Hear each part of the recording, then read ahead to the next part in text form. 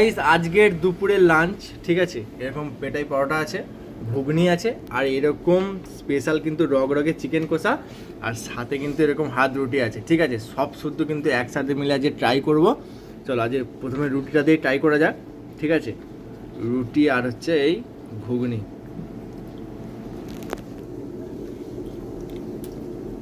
মানে ঘুগনি রুটি যেমন হয়, আবার চিকেন কষা দিয়ে খাবো। এই হচ্ছে রগডগে চিকেন কষা। চিকেন কষা দিয়ে গাইস একমাত্র ভালো লাগবে। এবার হচ্ছে পরোটা। এখন পরোটা দিয়ে ঘুগনিটা একটু ঝোল বেশি হয়ে গেছে, মানে দোকান দিয়ে কেনা তো।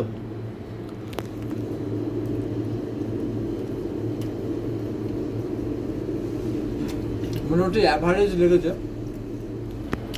এবার চিকেন কষা দিয়ে হালকা করে খাওয়া যাক।